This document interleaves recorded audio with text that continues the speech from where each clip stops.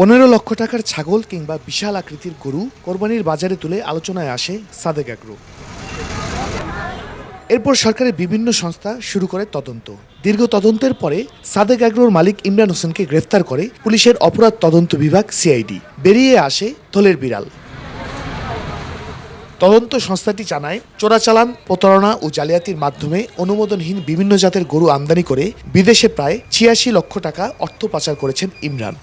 Agro লিমিটেডের chairman Mohammad Imran হোসেনকে আমরা গতকাল মানি লন্ডারিং আইনের 4-2 ধারা এবং 4 ধারায় তাকে অর্থ পাচার, অবৈধভাবে চোরাচালানির মাধ্যমে গরু আমদানি এবং বিভিন্ন জালিয়াতি এবং প্রতারণার অভিযোগে গতকাল যেহেতু উনি গ্রেফতার হয়েছেন, তদন্ত কার্য প্রতারণার মাধ্যমে দেশীয় গরু ছাগলকে বিদেশি ও বংশীয় বলে প্রচার করে বিক্রি করতেন। এছাড়াও মোহাম্মদপুরের বেড়িবাঁধ এলাকায় খাল ভরাট ও জবরদখলের অভিযোগ রয়েছে তার বিরুদ্ধে। বিভিন্ন অভিযোগের বিরুদ্ধে তাকে গ্রেফতার করা হয়েছে এবং বর্তমানে একটি বিচারাধীন বিষয়, আমাদের তদন্ত কার্যক্রম শুরু হয়েছে। ইমরান হোসেনকে গ্রেফতারের পর আদালতে হাজির করা হলে কারাগারে পাঠান বিচারক।